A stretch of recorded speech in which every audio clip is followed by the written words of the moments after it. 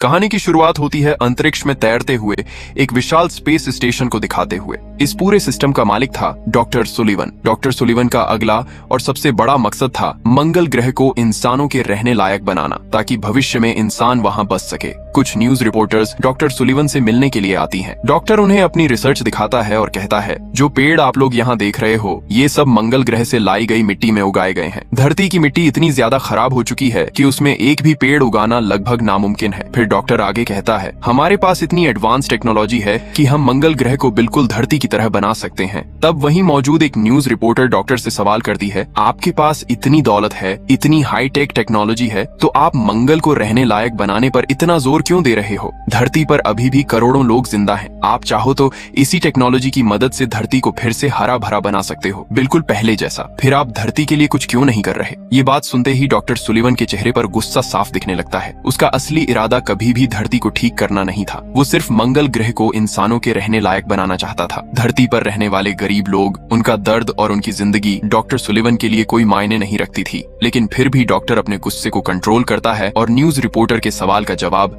बिल्कुल शांत और सामान्य आवाज में देता है। इसके बाद हम देखते हैं एक स्पेसशिप गोली की रफ्तार से अंतरिक्ष के अंदर भाग रही होती है। उस स्पेसशिप को पकड़ने के लिए बहुत सारे छोटे छोटे स्पेस यान उसके पीछे पड़ जाते हैं, क्योंकि अंतरिक्ष में एक ही नियम चलता है, जो भी ज्यादा स्पेस जंक या भागी हुई स्पेसशिप पकड़कर फैक्ट्री में जमा करेगा, उसे बदले में बहुत सारा पैसा मिलेगा। अगर ये लोग इस स्पेसशिप को पकड़ लेते तो आज उनकी एक बड़ी कमाई हो जाती। तभी वहाँ एक और स्पेसशिप की एंट्री होती है। इस स्पेसशिप पर कोरिया का झंडा लगा होता है। इस स्पेसशिप के अंदर कुल 4 लोग होते हैं, पायलट टेहो, कैप्टन जंग, मजबूत क्रू मेंबर टाइगर पार्क और एक रोबोट बब्स। अचानक रोबोट बब्स बहुत तेजी से एक हुक भागती हुई स्पेसशिप की तरफ फेंकता है। हुक जाकर उस स्पेसशिप को मजबूती से पकड़ लेता है। इसके बाद ये चारों मिलकर उस स्पेसशिप को बाकी लोगों से छुड़ा लेते हैं और जैसे तैसे करके वहां से निकलने की कोशिश करते हैं। लेकिन तभी उनके सामने आ जाता है एक बड़ा सा स्पेस एलिवेटर। सब लोग डर जाते हैं कि कहीं उनका स्पेसशिप एलिवेटर से टकरा न जाए। लेकिन यहीं पर टेहो अपनी स्किल दिखाता है। टेहो एक बेहतरीन पायलट होता है। वो स्पेस एलिवेटर के अंदर से बहुत ही आसानी और कंट्रोल के साथ स्पेसशिप को बाहर निकाल लेता है। सब लोग खुशी मनाने लगते हैं, क्योंकि आज लग रहा होता है कि उनकी बड़ी कमाई होने वाली है। लेकिन खतरा अभी भी खत्म नहीं हुआ था। तभी उनके सामने एक बड़ा स्पेस स्टेशन आ जाता है। वो लोग जैसे तैसे करके अपने स्पेसशिप को स्पेस स्टेशन से बचाकर निकाल लेते हैं। लेकिन तभी एक और गड़बड़ हो जाती है। उनका स्पेसशिप जाकर एक बड़े एंटेना से टकरा जाता है, जिसके कारण पूरे एरिया का इंटरनेट कनेक्शन टूट जाता है। जब ये लोग पकड़ी हुई स्पेसशिप के पैसे लेने फैक्ट्री में जाते हैं तो फैक्ट्री वाले उन्हें पूरा पैसा देने से मना कर देते हैं। जो थोड़ा बहुत पैसा मिला होता है वो भी वापस ले लिया जाता है, क्योंकि इन लोगों की गलती से स्पेस स्टेशन का एंटेना टूट गया था। इसका नतीजा ये होता है कि आज भी चारों को भूखे पेट सोना पड़ता है। चारों एक जगह बैठकर आपस में डिस्कस करते हैं। वो स्पेसशिप जो उन्होंने पकड़ी होती है, अगर उसके अंदर से कोई कीमती चीज या फिर कोई रेयर और पावरफुल बैटरी मिल जाए तो उसे बेचकर वो लोग थोड़ा बहुत पैसा कमा सकते थे। जब वो लोग स्पेसशिप को खोलने की कोशिश करते हैं तो शुरू में उन्हें कुछ भी काम का नहीं मिलता। अंदर सब कुछ टूटा फूटा और बेकार पड़ा होता है। तभी उनमें से एक आदमी स्पेसशिप का एक और गेट खोलता है। अचानक अंदर से सफेद रंग का एक बैलून बाहर निकलता है। पहले तो उन्हें लगता है ये भी किसी काम का नहीं होगा, लेकिन जब वो बैलून को ध्यान से देखते हैं तो उसके अंदर एक छोटी सी बच्ची दिखाई देती है। वो लोग उस बच्ची को लेकर स्पेसशिप के अंदर आ जाते हैं और आपस में बात करने लगते हैं। वो कहते हैं, लड़की देखने में काफी खूबसूरत है, जरूर इसके माँ बाप बहुत पैसे वाले होंगे। अगर हम इस लड़की को उसके माँ बाप तक पहुँचा दें तो बदले में हम बहुत सारा पैसा ले सकते हैं। इसके बाद वो लोग लड़की से पूछते हैं, तुम्हारे मम्मी डैडी कौन है? लड़की शांत आवाज में जवाब देती है, मेरा कोई मम्मी डैडी नहीं है। ये बात सुनते ही सब लोग फिर से उदास हो जाते हैं। तभी टीवी पर एक ब्रेकिंग न्यूज चलने लगती है। न्यूज में बताया जाता है कि ये छोटी लड़की असल में एक हाइड्रोजन बम है। ये लड़की किसी भी भीड़ भाड़ वाले एरिया में जाकर खुद ब खुद ब्लास्ट हो सकती है। अगर किसी के पास ये लड़की हो तो तुरंत अथॉरिटीज को सूचित करें। जैसे ही ये खबर चलती है पूरे एरिया में अफरा तफरी मच जाती है। वह लोग अपनी जान बचाने के लिए इधर उधर भागने लगते हैं। अगर वो छोटी लड़की किसी के पास भी चली जाती तो बहुत ज्यादा डर जाते। टेहो हाथ जोड़कर कहते, प्लीज हमसे दूर चली जाओ, अभी मेरी शादी भी नहीं हुई है। उस छोटी लड़की के पास एक बैग होता है। जब वो बैग खोला जाता है तो उसके अंदर एक मोबाइल फोन और कुछ किताबें मिलती हैं। मोबाइल चेक करने पर पता चलता है कि उसमें सिर्फ एक ही आदमी के बहुत सारे मिस्ड कॉल्स आए हुए हैं। टेहो ध्यान देता है जिस नाम से बार बार मिस्ड कॉल आया है उसी आदमी का नाम उन किताबों में भी लिखा हुआ होता है। लेकिन ये लोग उस नंबर पर डायरेक्टली कॉल नहीं करना चाहते। उन्हें डर होता है कि अगर कॉल किया तो कोई उन्हें ट्रैक कर सकता है। तभी उन्हें याद आता है जब वो लोग स्पेसशिप को पकड़ने गए थे तब उनके पीछे एक और स्पेसशिप था जो ब्लैक फॉक्स का था। वो लोग अंदाजा लगाते हैं कि ब्लैक फॉक्स भी इस लड़की को पकड़ना चाहता होगा, इसलिए ये लोग ब्लैक फॉक्स को ही कॉल करने का फैसला करते हैं। वीडियो कॉल पर पहले वो छोटी लड़की का वीडियो दिखाते हैं और कहते हैं, अगर तुम्हें ये लड़की चाहिए तो बदले में हमें $1 मिलियन चाहिए। उधर से जवाब आता है, लड़की हमें दे दो, बदले में हम तुम्हें $2 मिलियन देंगे। ये बात सुनते ही चारों बहुत ज्यादा खुश हो जाते हैं। उधर स्पेसशिप के अंदर हम एक अजीब सा सीन देखते हैं। उस छोटी लड़की की आंखें नीले रंग में चमकने लगती हैं। वो अपने सामने रखे एक मरे हुए पेड़ पर हाथ रखती है और कुछ ही पल में वो पेड़ जिंदा हो जाता है। इसके बाद टाइगर देखता है कि वो छोटी लड़की एक पेंटिंग बना रही है। टाइगर बोलता है, तुम बहुत खराब पेंटिंग बनाती हो। लड़की शांति से कहती है, ये डायनासोर की पेंटिंग है। तब टाइगर उसे बताता है कि असली डायनासोर कैसा होता है और उसे कुछ पिक्चर्स दिखाता है। इसके बाद वो लड़की टाइगर को एक स्केच दिखाती है जो उसने खुद बनाया होता है। अपना स्केच देखकर टाइगर थोड़ा भावुक हो जाता है। जब ये लोग ब्लैक फॉक्स के पास जाने की तैयारी कर रहे होते हैं तभी अचानक वहाँ एक पुलिस ऑफिसर आ जाता है। पुलिस को देखते ही ये लोग जैसे तैसे करके उस छोटी लड़की को छुपा देते हैं। पुलिस ऑफिसर अंदर आते ही उन सब के साथ बहुत बदतमीजी से पेश आता है। ऑफिसर को शक हो जाता है कि अलमारी के पीछे कोई न कोई छुपा हुआ है। वो अलमारी की तरफ बढ़ने लगता है। तभी टाइगर पुलिस ऑफिसर को कुछ पैसा देकर रिश्वत देने की कोशिश करता है। जैसे ही पुलिस ऑफिसर पैसा लेता है तभी कैप्टन आगे आकर कहता है, हमने तुम्हें रंगे हाथों रिश्वत लेते पकड़ लिया है। कैप्टन पुलिस ऑफिसर को ब्लैकमेल करता है और कहता है, अगर ये बात हमने यूटीएस कंपनी को बता दी तो तुम्हारी नौकरी गई। ये सुनकर पुलिस ऑफिसर बहुत ज्यादा डर जाता है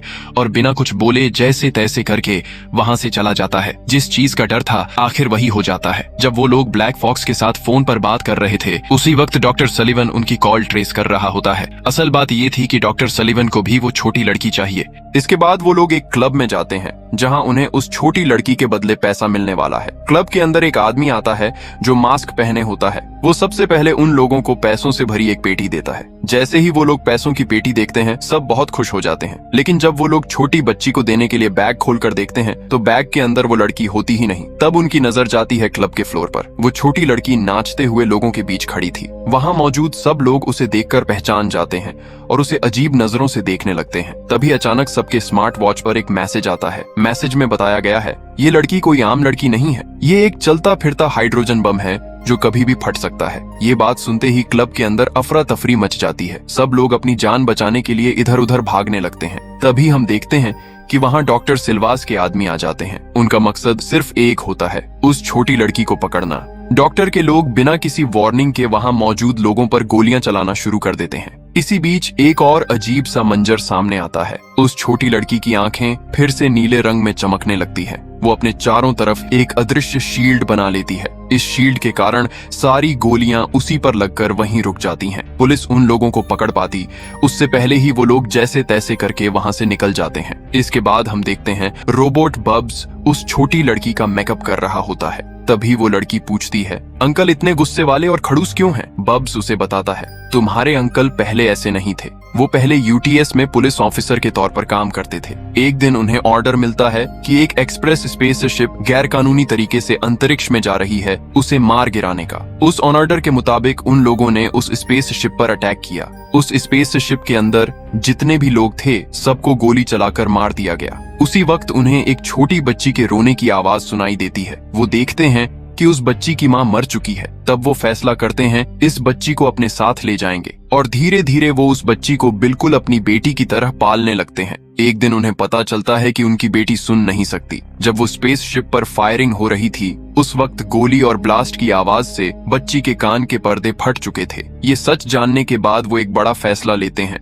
अब वो कभी भी किसी मासूम इंसान को नहीं मारेंगे और गलत काम नहीं करेंगे। लेकिन फिर एक दिन उन्हें दोबारा ऑर्डर मिलता है एक और स्पेसशिप को मार गिराने का। इस बार वो इस ऑर्डर को मानने से इनकार कर देते हैं। इसी वजह से उन्हें यूटीएस से निकाल दिया जाता है। यूटीएस में उनकी जिंदगी काफी अच्छी चल रही थी, लेकिन निकाले जाने के बाद धरती पर उनकी जिंदगी बहुत ही बुरे हाल में चली जाती है। एक दिन वो अपनी बेटी के साथ एक जगह बैठकर काम कर रहे होते हैं। वो अपनी बेटी को थोड़ा पैसा देते हैं और कहते हैं, जाओ कुछ खाकर आ जाओ। जैसे ही बेटी खाना लेने जाती है उसी जगह पर अचानक एक स्पेसशिप आकर गिर जाता है। इस क्रैश के कारण पूरा एरिया भयानक तरीके से तबाह हो जाता है और तुरंत ही उस एरिया को सील कर दिया जाता है। वहाँ मौजूद सभी लोग अंतरिक्ष में उछलकर मारे जाते हैं। वो अपनी आंखों के सामने अपनी बेटी को मरते हुए देखते हैं और टूटकर तड़प तड़प कर रोने लगते हैं। उस दिन के बाद से आज तक वो अपनी बेटी की मौत का जिम्मेदार खुद को ही मानते हैं। अपनी बेटी को आखिरी बार देखने के लिए वो एक ऐसी कंपनी के पास जाते हैं जो अंतरिक्ष में तैरती हुई लाशों को वापस लाती है। है, लेकिन उस कंपनी का चार्ज बहुत ज्यादा होता है। उस वक्त उनके पास इतना पैसा नहीं था। कंपनी उन्हें बताती है, आपके पास 3 साल का वक्त है, अगर 3 साल के अंदर आप पैसा ले आए तो हम आपकी बेटी की बॉडी वापस ले आएंगे, वरना 3 साल बाद आपकी बेटी धरती के ऑर्बिट के बाहर चली जाएगी और हमेशा के लिए गुम हो जाएगी। तब से लेकर आज तक वह सिर्फ एक ही वजह से जिंदा है, पैसा कमाना और अपनी बेटी को आखिरी बार देखना। इसके बाद वो छोटी लड़की सुसु करने के लिए टॉयलेट जाती है। तभी हम देखते हैं उसके पीछे एक अनजान आदमी लाल रंग का ड्रेस पहने हुए चुपके से अंदर घुस जाता है। उधर स्पेसशिप के पास टेहो और टाइगर स्पेसशिप को ठीक कर रहे होते हैं। तभी टाइगर को बच्ची के चीखने की आवाज सुनाई देती है। वह तुरंत समझ जाती है कि उस छोटी लड़की को कोई किडनैप करके ले जा रहा है। वो बिना वक्त गंवाए दौड़कर उस आदमी के पीछे भागती है। इसी बीच कैप्टन जांग छलांग लगाकर उस आदमी से छोटी लड़की को जैसे तैसे छीन लेता है। तभी वहां और भी कई लोग आ जाते हैं। एक आदमी उसे मारने के लिए तेजी से आगे बढ़ रहा था, लेकिन उसी वक्त टाइगर वहां पहुंच जाती है और जोर से एक मुक्का मारकर उस आदमी को नीचे गिरा देती है। उन लोगों के बीच काफी देर तक जबरदस्त फाइट होती है। आखिरकार उनमें से एक आदमी अपने आप को सरेंडर कर देता है। उसके बाद सच सामने आता है। ये जो लाल कपड़े पहने हुए लोग थे, ये सब ब्लैक फॉक्स है और ये कोई किडनैपर्स नहीं थे। ये लोग भी उस छोटी लड़की को बचाना चाहते थे। वो लोग बताते हैं ये लड़की कोई आम लड़की नहीं है। बचपन में ये बहुत ज्यादा बीमार रहती थी, ज्यादातर वक्त बेड पर ही पड़ी रहती थी। इस लड़की का पिता नैनोबॉट का साइंटिस्ट था। एक दिन उसने अपनी बेटी के शरीर में नैनोबॉट से भरी एक सीरीज इंजेक्ट की, इस उम्मीद में कि उसकी बेटी ठीक हो जाएगी। और वही होता है, लड़की पूरी तरह ठीक हो जाती है, लेकिन उसके अंदर एक अजीब सी सुपर पावर आ जाती है। वो अपनी शक्ति से किसी भी मरे हुए पेड़ को तुरंत जिंदा कर सकती है। सिर्फ इतना ही नहीं, वो उस पेड़ पर फल फूल भी उसी वक्त उगा सकती है। ये देखकर उसके पिता को एक बड़ी उम्मीद मिलती है कि शायद उसकी बेटी मरी हुई धरती को दोबारा जिंदा कर सकती है। लेकिन ये बात डॉक्टर सलिवन तक भी पहुंच जाती है। डॉक्टर इसीलिए इस लड़की को किडनैप करना चाहता है, ताकि इस लड़की की शक्ति के सहारे मंगल ग्रह पर पेड़ पौधे उगा सके और मंगल को इंसानों के रहने लायक बना सके। उनमें से एक लड़की और भी चौंकाने वाली बात कहती है। स्पेस में जो फैक्ट्री तैर रही है, डॉक्टर ने उस फैक्ट्री के अंदर एक हाइड्रोजन बम फिट कर रखा है और इस हाइड्रोजन बम को सिर्फ ये छोटी लड़की ही एक्टिवेट कर सकती है अपने नैनोबॉट्स की मदद से। अगर हाइड्रोजन बम फट जाता है तो पूरी फैक्ट्री धरती पर आकर गिर जाएगी और धरती पर मौजूद सारे इंसान मारे जाएंगे। धरती पूरी तरह तबाह हो जाएगी। इसीलिए हम लोग इस छोटी लड़की को बचाना चाहते थे। ब्लैक फॉक्स के लोग कहते हैं कि हम लोग फिर से कुछ दिनों के बाद मिलेंगे, तब हम इस छोटी लड़की को उसके पिता से मिलवाएंगे। तभी अचानक वहां पर हमला हो जाता है। डॉक्टर के लोग वहां आ जाते हैं उस छोटी लड़की को पकड़ने के लिए। इस बार भी ये लोग जैसे तैसे करके अपनी जान बचाकर वहां से निकल जाते हैं। कुछ दिन बीत जाने के बाद ये लोग फिर से एक जगह मिलने की कोशिश करते हैं। तभी वहां उस छोटी लड़की का पिता आता है। छोटी लड़की अपने पिता को देखकर उनसे गले लग जाती है और जोर जोर से रोने लगती है, लेकिन तभी फिर से वहां हमला हो जाता है। डॉक्टर के लोग दोबारा वहां पहुंच जाते हैं। वहां जितने भी लोग होते हैं, ब्लैक फॉक्स के सभी लोगों को डॉक्टर के आदमी गोलियों से भून देते हैं और उस छोटी लड़की के पिता को भी बहुत ही बेरहमी से मार दिया जाता है। तभी वहां डॉक्टर आता है। वह किमाटी के सामने बहुत सारा पैसा डाल देता है और कहता है, तुम ये पैसा ले लो और बदले में उस छोटी लड़की को हमें दे दो। इस पैसे को लेकर तुम अपनी बेटी को स्पेस में ढूंढ लेना। ये कहकर वह एक एक करके सबके सामने पैसा फेंकता है और उस छोटी लड़की को लेकर वहां से चला जाता है। किमाटी कहता है, तुम लोग अपना अपना हिस्सा ले लो, मैं अपना हिस्सा लेकर अपनी बेटी को ढूंढने जा रहा हूँ। कैप्टन जुंग कहता है, जाओ तुम अपनी बेटी को ढूंढो, अब से हमारा सिर्फ एक ही मकसद है, उस छोटी लड़की को जिंदा बचाना। उसे डॉक्टर के हवाले किसी भी हाल में नहीं करेंगे। दूसरी तरफ हम देखते हैं कि डॉक्टर एक स्पेस स्टेशन के बीचों बीच होलोग्राम के जरिए आता है। वह वहां मौजूद सभी लोगों को कहता है कि मार्स बिल्कुल तैयार है और कुछ ही दिनों में हम लोग मार्स पर रहने के लिए चले जाएंगे। तभी हमें डॉक्टर के असली मकसद का पता चलता है। वह पहले मार्स को इंसानों के रहने लायक बनाएगा, उसके बाद वह उस छोटी लड़की को मार देगा ताकि धरती पर फिर से पेड़ पौधे उग सकें और धरती पर मौजूद सभी इंसान मर जाएं। इधर हम कैप्टन किमाटी को देखते हैं। वह अपनी छोटी बेटी की यादों का एक बॉक्स खोलता है। उसमें अपनी बेटी के साथ बिताए हुए सारे पल याद करता है। उसे याद आता है कि वह अपनी बेटी से कितना प्यार करता था और कैसे उसकी अपनी गलती की वजह से उसकी बेटी मर गई थी। जब उसे अपनी गलती का एहसास होता है तो वह वापस आता है। वह अपनी टीम से कहता है, चलो अब हम उस छोटी लड़की को बचाएंगे, हम उसे मरने नहीं देंगे। ये सुनकर सब लोग बहुत खुश हो जाते हैं। ये लोग जैसे तैसे करके फैक्ट्री के अंदर पहुंच जाते हैं। वहां वह देखते हैं कि उस छोटी लड़की को एक कुर्सी के साथ बम के पास बांधकर रखा गया है। वह छोटी लड़की को खोल देते हैं और देखते हैं कि बम कुछ ही मिनट में फटने वाला है। कैप्टन किमाटी कहता है, चलो हम यहाँ से दूर निकल जाते हैं, इससे हम सब बच जाएंगे। लेकिन कैप्टन जुंग कहता है, इस बम की पावर इतनी ज्यादा है कि यह लगभग 5000 किलोमीटर के रेडियस में मौजूद सारे नैनोबॉट्स को खत्म कर देगा और उस छोटी लड़की के अंदर जितने भी नैनोबॉट्स हैं वह भी मर जाएंगे। इसके बाद वह फिर से बीमार हो जाएगी। इसलिए ये लोग डिसाइड करते हैं कि उस छोटी लड़की को 5000 किलोमीटर से ज्यादा दूर ले जाना होगा। कैप्टन इमरजेंसी कॉल पर आसपास मौजूद सभी लोगों से मदद मांगता है। वह कहता है कि डॉक्टर इस फैक्ट्री को तबाह करना चाहता है और धरती पर मौजूद सभी इंसानों को मारना चाहता है। उनकी इस पुकार को सुनकर बहुत सारे लोग उनकी मदद के लिए आ जाते हैं। वह एक एक करके डॉक्टर के लोगों की स्पेसशिप्स तोड़ने लगते हैं। सब लोग पूरी जान लगा देते हैं ताकि जैसे तैसे करके 5000 किलोमीटर से ज्यादा दूर निकल पाएं। तभी वहां डॉक्टर की एंट्री होती है। वह बहुत गुस्से में होता है और उसके चेहरे पर अजीब अजीब निशान होते हैं, जैसे मान लो वह कोई मॉन्स्टर हो। वह छोटी लड़की को मारना चाहता है। वह बार बार चिल्लाकर कहता है, उस छोटी लड़की को हमें दे दो वरना मैं तुम सबको मार दूंगा। डॉक्टर अपनी स्पेसशिप से उन लोगों की स्पेसशिप पर अटैक करता है। वह अपनी स्पेसशिप से बॉक्स को 2 टुकड़ों में तोड़ देता है। तभी कैप्टन किमाटी कहता है, इमरजेंसी बूस्टर ऑन करो। जैसे ही इमरजेंसी बूस्टर ऑन होता है, वह लोग 5000 किलोमीटर के बिल्कुल पास पहुंच जाते हैं। सबको अपनी आंखों के सामने मौत नजर आने लगती है। जब डॉक्टर अपनी स्पेसशिप का पिछला गेट खोलता है तो वह जो देखता है उसे देखकर शॉक हो जाता है। वहाँ वह छोटी लड़की नहीं होती, वहाँ होता है एक हाइड्रोजन बम। तभी एक जबरदस्त धमाके के साथ हाइड्रोजन बम ब्लास्ट हो जाता है। उसके बाद हम देखते हैं कि उस छोटी लड़की की आंखें फिर से चमकने लगती हैं। दूर अंतरिक्ष में जहां ब्लास्ट हुआ था वहां एक लाल रंग की रोशनी जलने लगती है। वह छोटी लड़की 5000 किलोमीटर दूर से नैनोबॉट्स को कंट्रोल करके सबको जैसे तैसे बचा लेती है। उस स्पेसशिप के अंदर मौजूद सभी लोग बच जाते हैं और इसी के साथ यह कहानी यहीं पर खत्म हो जाती है।